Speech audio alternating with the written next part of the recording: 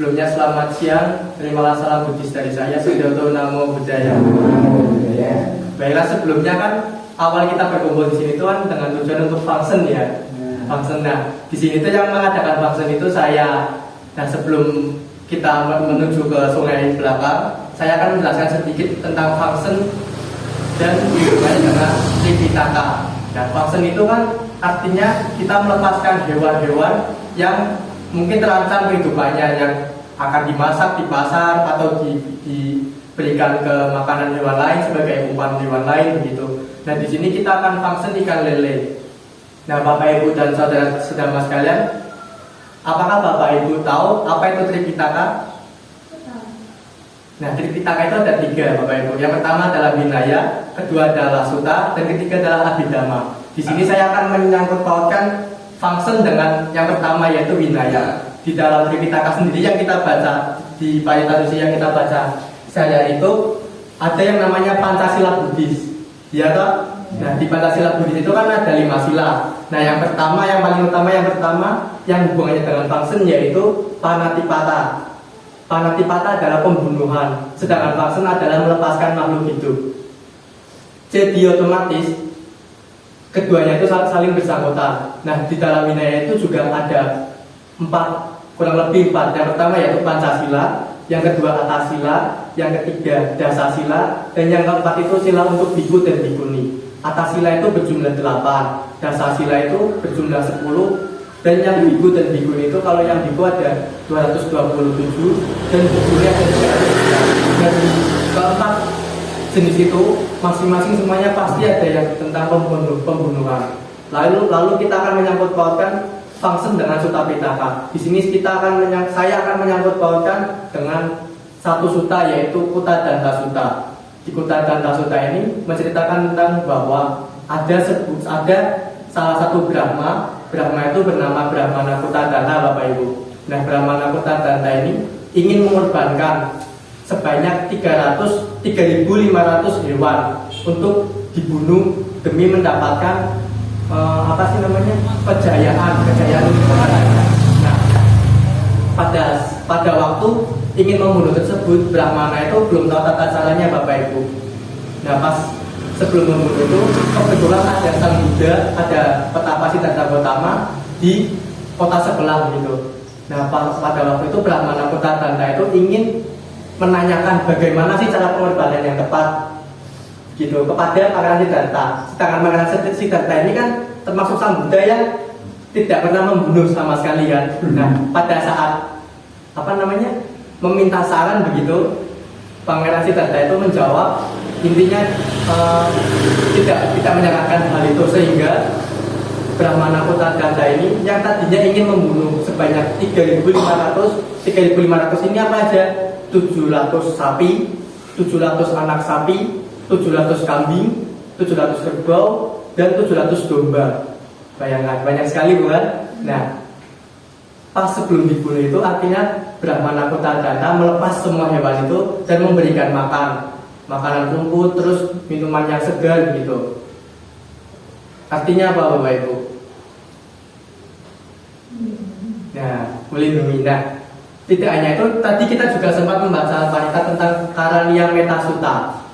Karaniya Metta Sutta itu tentang cinta kasih, Bapak Ibu. Cinta kasih. Mbak Min tahu apa itu cinta kasih? Apa, Mbak Min? Cinta kasih itu menyayangi antara makhluk hidup baik yang Nah, begitu. Lalu yang ketiga saya akan menyangkut pautkan dengan Abhidhamma. Di sini saya cepat saja ya karena tadi sudah lama. Nah, di Abhidhamma itu sudah saya lihat HP. Nah, di Abhidhamma itu kan mengajarkan tentang konsep anatta, anicca, anatta, dan dukkha. Di sini saya akan fokus kepada anatta saja. Anatta itu artinya tanpa inti atau tanpa pembentuk. Nah, makhluk hidup itu kan juga semuanya sama. Kita dengan makhluk hidup lain kayak binatang itu kan semuanya sama. Kita itu tidak memiliki inti. Kita itu terbentuk dari segala fenomena yang ada. Kayak manusia itu kan terbentuk dari 4 unsur: apo, tejo, warna, dan satunya kalau intinya itu kayak angin, tanah, air, dan api. Begitu juga hewan. Kita dan hewan itu hanya berbeda antara nama dan rupa saja.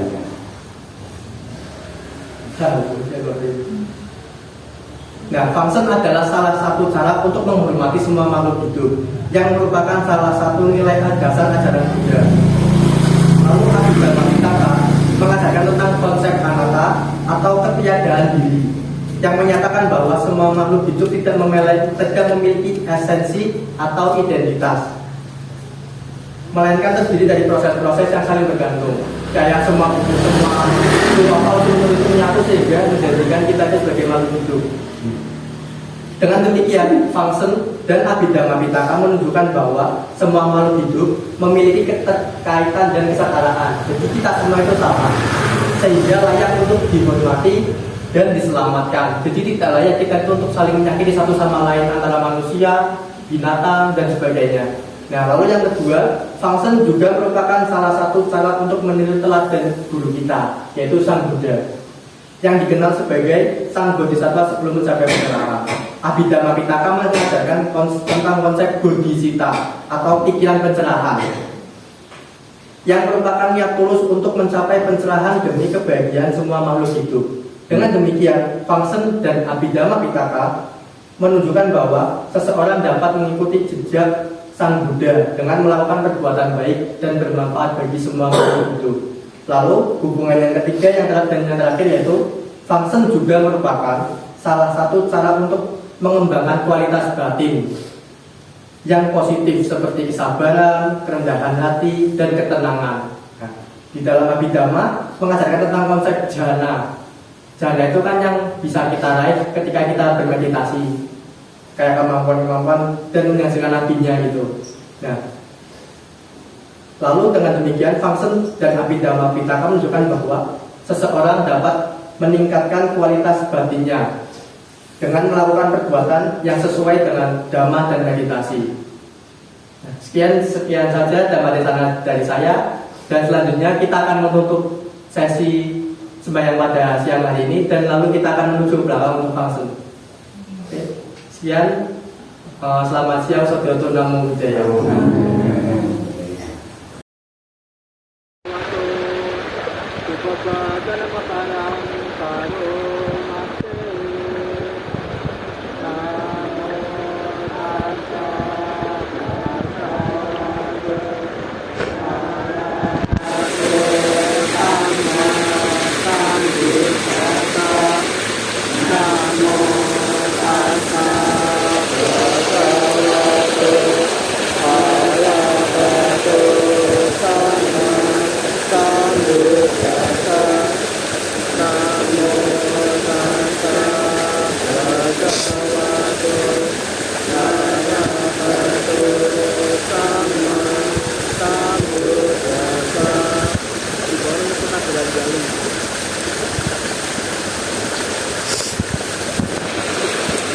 Pada para bodhisattva dan para dewa dimanapun berada, pada saat ini kita semua akan melepaskan makhluk hidup, yaitu ikan lele.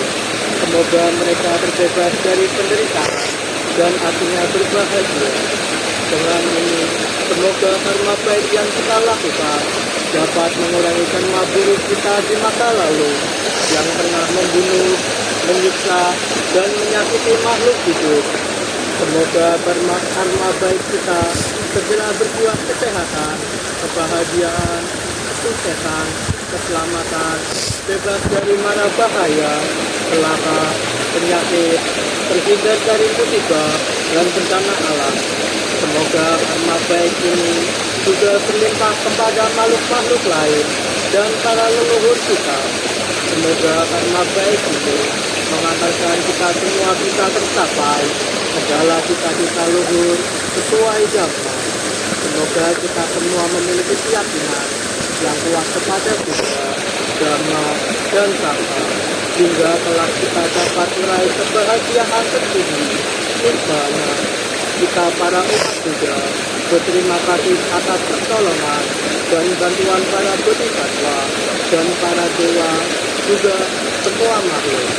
Sabe kata bawandu suci kata, semoga semua makhluk hidup berbahagia. Sabe, sabe, sabe. Silakan buka sampai.